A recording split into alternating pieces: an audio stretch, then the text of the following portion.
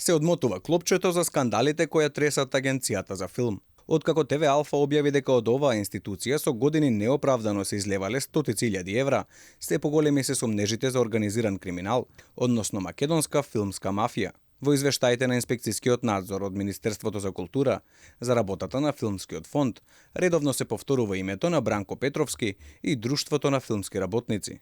Според документите, од 7 милиони денари народни пари кои легнале на сметката на ДФРМ, за речиси 3 милиони нема трак како се потрошени. Дури и за годините за кои има оправдание како се трошеле парите, за извештаите кои пристигнале од агенцијата, Министерството за култура давало негативно мислење, а истите биле потпишани дека се уредни од Бранко Петровски, личност за кого Министерството за култура утврдило судирни интереси, бидејќи бил финансиски советник во агенцијата, а истовремено и председател на надзорниот одбор во ДФРМ. Од приложената документација не може да се утврди дека Бранко Петровски ги исполнува условите од Законот за филмска дејност за негово именување како финансиски советник. Првиот човек на Друштвото на филмски работници пак, режисерот Игор Иванов, вели дека извештајот на култура бил преполн со невистини и се става во одбрана на Бранко Петровски, за кој вели дека бил познат по својата честност. Бранко Петровски е нашиот највиден колега, човек што има почитување помеѓу сите филмски работници, особено поради неговата честност и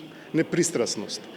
Тоа дека тој бил во судирни интереси, јас не мислам дека тој било кога бил во судирни интереси. Зошто? Ќе ви одговорам, затоа што Бранко Петровски како финансиски советник воопшто не мал ингеренции да ги одобрува проектите на Друштвото на филмски работници.